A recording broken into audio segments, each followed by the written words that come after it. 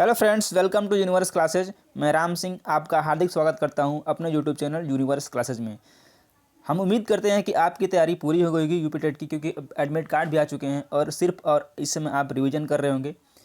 इसी के साथ मैं लेके आया हूँ संभावित प्रश्न श्रृंखला, जो कि आपकी तैयारी को और अच्छा बनाएगा और आपकी तैयारी को मजबूत करेगा।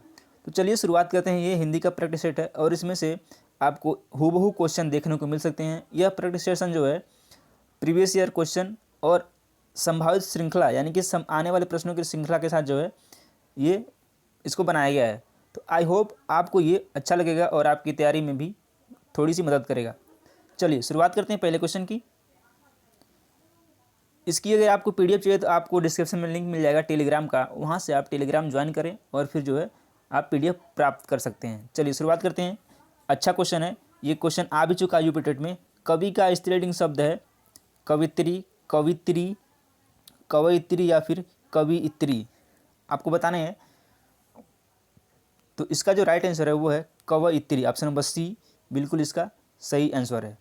चलिए नेक्स्ट क्वेश्चन। उत्कर्ष का विलोम शब्द है अपकर्ष, उपकार, उन्नत या फिर इनमें से कोई नहीं। तो उत्कर्ष का अपकर्ष होता है और उपकार उपकार का होता है अपकार। हम इसके साथ साथ जो है कुछ ऐसे एडिशनल इन्फॉर्मेशन आपको डिस्कस करेंगे जो कि इस प्रश्न से संबंधित होगा। उन्नति का अवनति होता है और उत्कर्ष का तो अपकर्ष होता ही है। चलिए आगे बढ़ते हैं। निम्नलिखित में से एक शब्द घन का अनेकार्थी शब्द नहीं है। घना, बादल, घनिष्ठ या फिर हथौड़ा।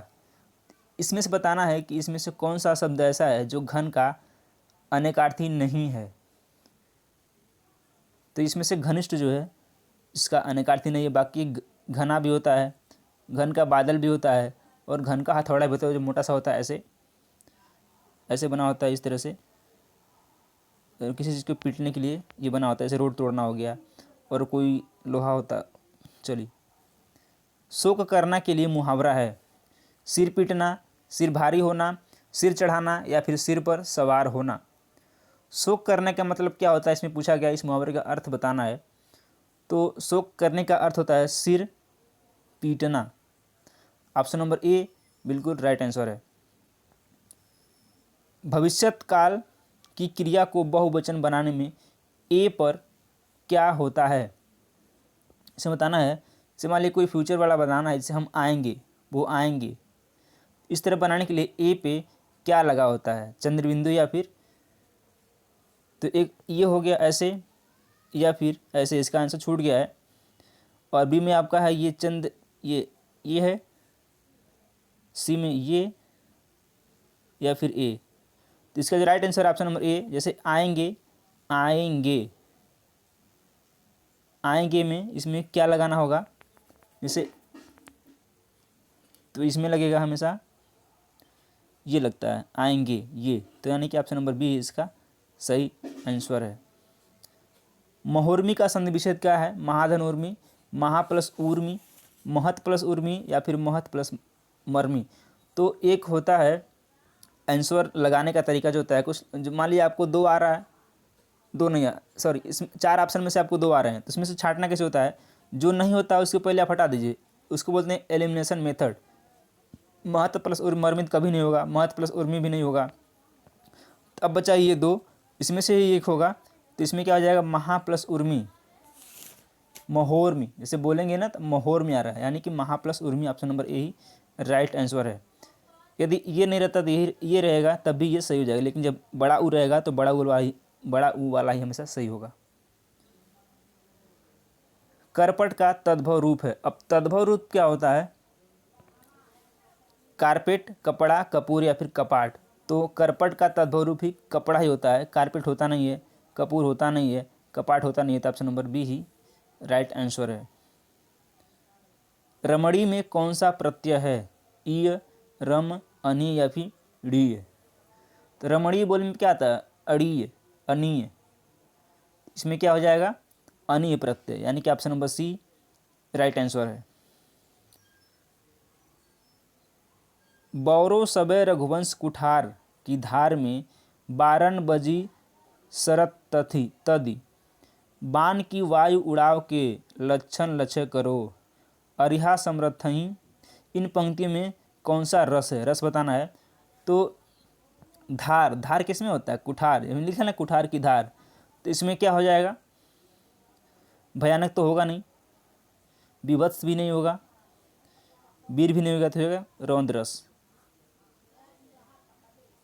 इन शब्दों में से कौन सा शब्द हिंदी शब्दकोश में सबसे अंत में आएगा, इसमें बताना है कि कौन सा शब्द जो है सबसे अंत में आएगा। क्रम, क्लीव, कृषक या फिर कृषाणु।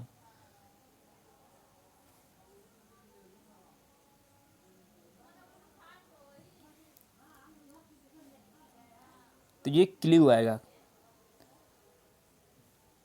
Option number A. अंत में पूछा ना, सबसे पहले देखने क तो सब में है, इसमें क्रम है, इसमें क्लीव है, यानी कि बी ही सब में, बी ही लास्ट में आएगा। क्वेश्चन नंबर 11, श्री गुरुचरण सरोज रज निज मन मुकुट सुधार, वर्णो रघुवर विमल जस जो दायक फलचार। में इसमें छंद बताना, छंद कौन सा है, तो इसमें दोहा छंद है। चराचरम में कौन सा समास है, द्वंद्व, तत्पुरुष, बहुब्रीहि या फिर कर्मधारय। तो चराचरम में, चराचरम का मतलब होता है चर और अचर, चर व अचर, चर और अचर यानी कि द्वंद्व समास है, जिसका दोनों पद प्रधान हो। अभ्यागत में शब्द में कौन सा उपसर्ग है, अभि, अभ्या, अ या फिर अभ्य। तो अभ्यागत में अभि उपसर्ग है। उपसर्ग क्या होता है, बात करेंगे उपसर्ग क्या होता है। इसी शब्द के पहले जो लगता है, जैसे मान लीजिए लिखा कमल, तो कमल के जो पहले लगेगा उपसर्ग होगा, और जो बाद में लगता है वो प्रत्यय होता है। होप करते समझ में आ गया होगा।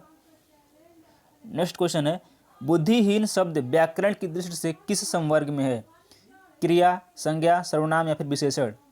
तो बुद्धिहीन यानी कि बुद्धि से हीन, बुद्धि उसके पास बुद्धि नहीं है। तो सर्वनाम क्या होता है, जो किसी चीज़ की विशेषता या फिर कमी बताता है। जैसे वह लड़का सुंदर है, तो लड़का कैसा है, सुंदर है। वह लड़का बुद्धिमान है, तो लड़का कैसा है, बुद्धिमान है। वह लड़का बुद्धिहीन है, तो लड़का कैसा है, बुद्धिहीन है। तो ये विशेषता बताता है, उसी को बोलते हैं विशेषण, option number D. Next question, छत से ईंट गिरी वाक्य में कौन सा कारक है, अपादान, संप्रदान, अधिकरण या फिर संबंध। अलगाव के सेंस में, यानी कि किसी चीज़ से कोई अलग हो रहा है। जैसे छत से ईंट गिर रहा है, तो छत से ईंट अलग हो रहा है ना, इसमें क्या हो रहा है, अपादान हो रहा है। तो जब भी किसी चीज़ में अलगाव का सेंस हो, या फिर डरने का, लजाने का, शर्माने का, जैसे बहू ससुर से लजाती है, इसमें भी क्या है, अपादान कारक है। तो इस तरह से इसमें ऑप्शन नंबर ए बिल्कुल सही आंसर है। अंधा कुआं नाटक के लेखक कौन है, लक्ष्मी नारायण लाल, मोहन राकेश, विष्णु प्रभाकर या फिर जगदीश चंद्र माथुर। तो इसमें से मैक्सिमम लोग मोहन राकेश लगाएंगे, जो कि गलत है। इसमें है Lakshmi Narayan Lal, option number A.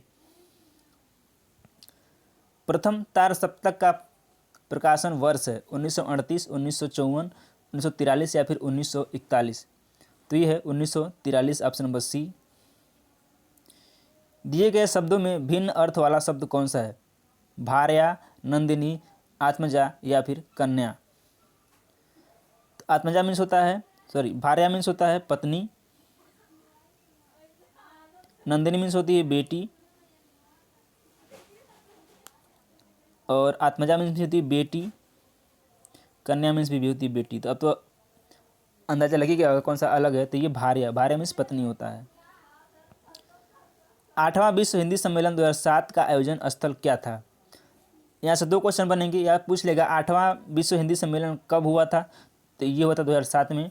और स्थल पूछा है कहाँ हुआ है, तो ये हुआ था न्यूयॉर्क में। और अभी टोटल 12 सम्मेलन हुए हैं। जो 12वां हुआ है वो जनवरी में हुआ था, जनवरी 2021 में हुआ है, जनवरी 2021 में। और ये कहाँ हुआ है, एमपी में हुआ है। अब तक टोटल 12 सम्मेलन हुए हैं, जो कि 7, इसमें से 8वां पूछा था जो न्यूयॉर्क में 2007 में हुआ था। 12वां रिसेंटली अभी हाल ही में हुआ है, जो हुआ है जनवरी 2021 में एमपी के देवास में हुआ है। नेक्स्ट क्वेश्चन, निम्नलिखित में उच्चारण स्थान के आधार पर कंठ से लेकर मुख विवर में उच्चारित व्यंजन ध्वनियों का अनुक्रम क्या है? ओष्ठ, वर्त, तालव्य, कंठ या फिर दंत?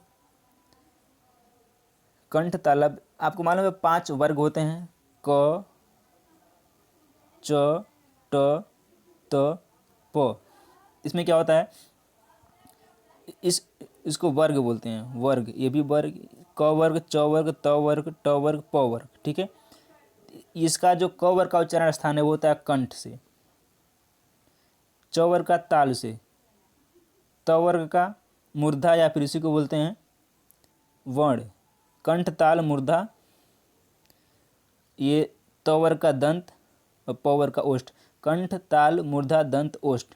देखते हैं कौन सा आ रहा है, कंठ, ताल, वर्त, दंत, ओष्ठ, यानी कि option number B right answer है। निम्नलिखित में से कौन सा एक संयुक्त व्यंजन नहीं है? इसमें पूछा है कौन सा संयुक्त व्यंजन नहीं है। छ, ज्ञ, त्र, श। तो छ भी संयुक्त व्यंजन है, ज्ञ भी है, त्र भी है, श जो है मूर्धन्य श संयुक्त व्यंजन नहीं है। इस तरह से ऑप्शन नंबर डी इसका राइट आंसर है। निम्नलिखित में कौन सा शब्द संयुक्त अक्षर से बना है? कक्षा, गमला, पक्का या फिर पप्पू? ये उचित गलत है। तो इसमें बताना है कौन सा जो है संयुक्त वर्ण अक्षर से बना है। तो गमला तो नहीं बना संयुक्त अक्षर से, पक्का भी नहीं बना है, पप्पू भी नहीं है। तो इसमें है कक्षा, ऑप्शन नंबर ए बिल्कुल राइट आंसर है। उचित स्थान पर लगे अनुस्वार वाले शब्द की पहचान करें। इसमें बताना है कौन सा उचित स्थान पर अनुस्वार लगा है। इसको अनुस्वार बोलते हैं और इसको बोलते हैं विसर्ग, जो ऐसे लगता है। तो इसमें पूछा गया है कि कौन सा उचित स्थान पर लगा है। अंधकार, आतकम, परंतुम, हसम। तो ये देखने से पता चल जा रहा है कि अंधकार जो है सही है, बाकी बिल्कुल, क्योंकि आतंक पे ऐसे नहीं होता है। यहाँ पे आतंक यहाँ पे होगा, परंतु में यहाँ पे होगा, हंस में यहाँ पे होगा। इस तरह से ऑप्शन नंबर ए बिल्कुल राइट आंसर है। उस शब्द विकल्प का चयन कीजिए जिसमें तुकांत शब्द नहीं है। तुकांत का मतलब होता है कोई एक शब्द है, उससे संबंधित हम कोई शब्द दूसरा बोलेंगे। रोना धोना, आना जाना, राम सीता या फिर खाना पीना। तो रोना धोना सही है, आना जाना भी सही है, राम सीता जो है नहीं सही है, खाना पीना भी सही है। इस तरह से option number C right answer है। नेक्स्ट और लास्ट क्वेश्चन, शुद्ध वर्तनी का चयन कीजिए। इसमें बताना शुद्ध वर्तनी कौन सी है। प्रतिष्ठा, प्रतिष्ठा, प्रतिष्ठा या फिर प्रतिष्ठा। इसमें बताना कौन सा है। देख के क्वेश्चन अंदाजा लग गया होगा कि प्रतिष्ठा, option number A he right answer है। तो ये रहे 25 आने वाले यूपी टेट एग्जाम के लिए अति संभावित प्रश्न श्रृंखला प्रश्न। और आगे हम एक और वीडियो डालेंगे जो कि आएगा सुबह में 8 बजे, वो होगा ईवीएस के लिए। तो हिंदी की शाम को 8 बजे और ईवीएस की सुबह में 8 बजे। और हम 50 टॉप 100 क्वेश्चन मैथ की जो एक्सपेक्टेड क्वेश्चन होंगे उसकी मैं श्रृंखला एक लेके आऊँगा। फिर लास्ट में एक हिंदी की और ईवीएस की और मैथ की मैराथन होगी। आई होप वीडियो पसंद आएगा। वीडियो को लाइक करें, चैनल को सब्सक्राइब करें और वीडियो को शेयर करें, जो कि ज़रूरत है उनको पहुँचाएँ। इसकी PDF चाहिए तो टेलीग्राम चैनल ज्वाइन करें, जो कि लिंक डिस्क्रिप्शन में है। धन्यवाद।